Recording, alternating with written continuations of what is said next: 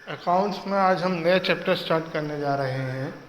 आप देखेंगे कि पिछले 3 चैप्टर से ये चीज़ तो कॉमन लिखी हुई है, रिकॉन्स्टिट्यूशन ऑफ पार्टनरशिप। एक्चुअल में ये पूरी एक यूनिट है जिसमें 4 चैप्टर आते हैं और एनसीईआरटी में या ये कहो बुक्स में उस 4 चैप्टर में डिवाइड किया हुआ है।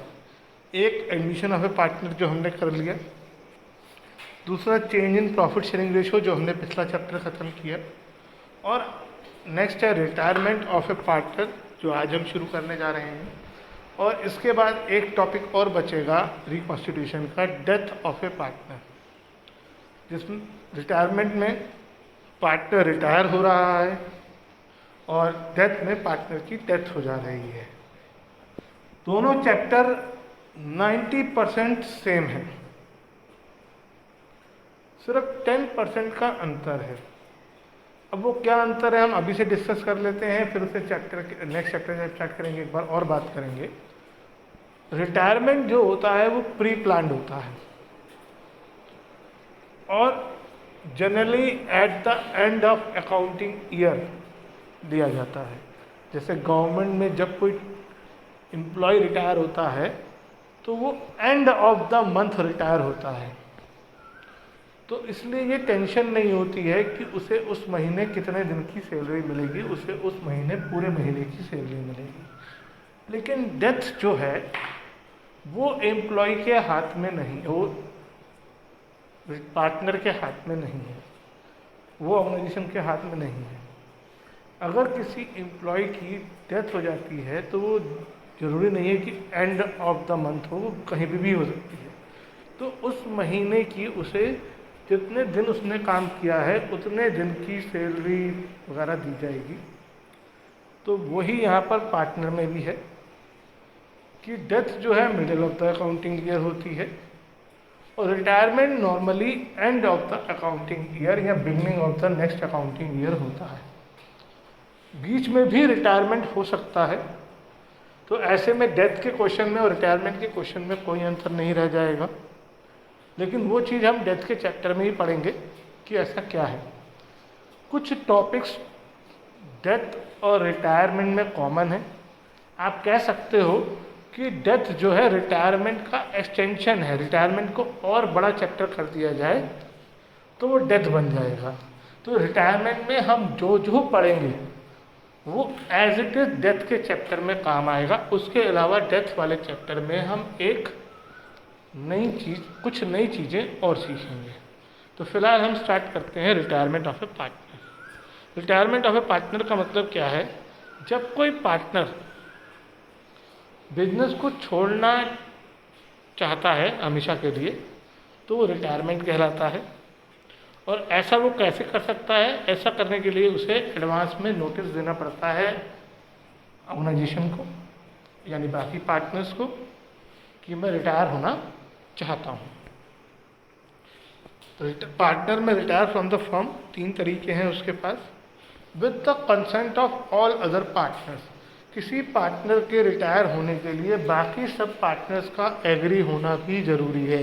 जैसे एडमिशन के टाइम सभी एग्री करेंगे तभी नया पार्टनर आएगा, तो रिटायरमेंट में भी तभी कोई पार्टनर जा सकता है जब सभी पार्टनर उसके रिटायरमेंट के लिए एग्री हो जाए।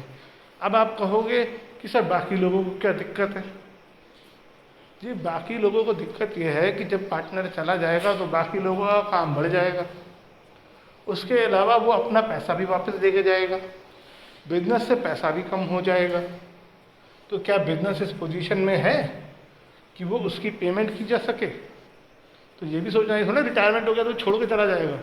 तो जो पैसा उसका बिजनेस में लगा हुआ है, जो हिस्सा उसका बिजनेस में है, उतना वो वापस लेके जाएगा, उसकी पेमेंट लेगा।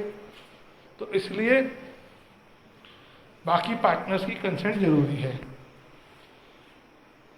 In accordance with N express agreement by the partner, अगर पार्टनर ने कोई ऐसा एग्रीमेंट किया है, पार्टनरशिप डीड बनाई है जिसमें ये लिखा गया है कि इतने ईयर्स के बाद या इस काम के बाद ये पार्टनर बिजनेस से रिटायर हो जाएगा, तो वो रिटायर हो सकता है। और तीसरा तरीका है बाकी पार्टनर्स को नोटिस देकर एडवांस में कि वो रिटायर होना चाहता है। अगर पार्टनरशिप एट विल है तो बाकी पार्टनर्स की कंसेंट से वो रिटायर हो सकता है। तो ये 3 उसके पास तरीके हैं रिटायर होने के। अब अकाउंटिंग एक्सपेक्ट की तरफ बढ़ते हैं। जैसे एडमिशन में बहुत सारी चीज़ें थी, ऐसे ही यहाँ पर भी अकाउंटिंग एक्सपेक्ट्स है रिटायरमेंट के। पहला है कि यहाँ पर पार्टनर्स के बीच की रेशो चेंज हो जाती है। Now there is a new profit sharing ratio. Admission में भी थी, लेकिन एडमिशन में एक पार्टनर बढ़ रहा था, इसमें एक पार्टनर कम हो जाएगा। पार्टनर एक से ज़्यादा भी रिटायर हो सकते हैं, लेकिन आपके कंफर्ट के लिए ज़्यादातर क्वेश्चन में एक ही पार्टनर रिटायर होता है। तो अगर पहले 10 थे तो एक रिटायर हो गया, अब 9 हो गए, तो जो प्रॉफिट पहले 10 में बंटता था वो सिर्फ 9 में बटेगा। तो अगर 9 में बटेगा तो सिंपल सी बात है कि कुछ पार्टनर्स का शेयर तो बढ़ेगा ही बढ़ेगा। ऐसा हो सकता है किसी का कम ना हो, कि भाई यहाँ पर तो पार्टनर जा रहा है ना, जो प्रॉफिट पहले 3 में बंटता था अब 2 में बंटना है। अगर मान लो पहले भी इक्वल बंटता था, बाद में भी इक्वल बंटना है, तो जहाँ 60 रुपीज़ में से पहले 20-20 मिलते थे सब तीनों को, अब 2 जनों को 30-30 मिलेंगे, तो प्रॉफिट दोनों का बढ़ गया। तो इसलिए यहाँ पर गेनिंग रेशो होती है। रिटायरमेंट एडमिशन में सेक्रीफाइसिंग रेशो होती है, रिटायरमेंट में गेनिंग रेशो होती है, डेथ में भी गेनिंग रेशो होगी। लेकिन जो change in profit sharing ratio है उसमें गेन भी है, सेक्रीफाइस भी है। एडमिशन में भी हमने 2 क्वेश्चन ऐसे करे थे हमने, कि मैंने आपको होमवर्क भी दिया था जिसमें पार्टनर गेन कर रहा था।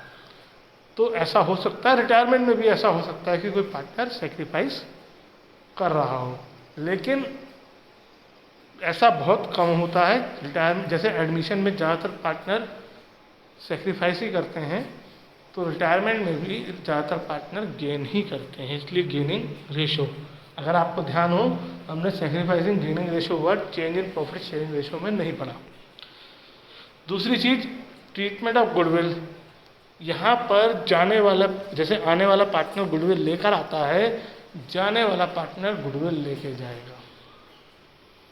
Revaluation of assets and liabilities. Assets और लायबिलिटी को रिवैल्यू करना बिल्कुल सेम जैसा हमने पिछले 2 चैप्टर में पढ़ा, स्पेशली जो हमने एडमिशन में पढ़ा वही चलेगा, कोई अंतर नहीं। Distribution of accumulated profit and losses, जो हमने एडमिशन में पढ़ा जैसा पढ़ा, worker compensation, investment fluctuation fund, general reserve, P&L account, advertisement suspense, जो हमने पढ़ा है एज इट इज़, बिल्कुल भी अंतर नहीं।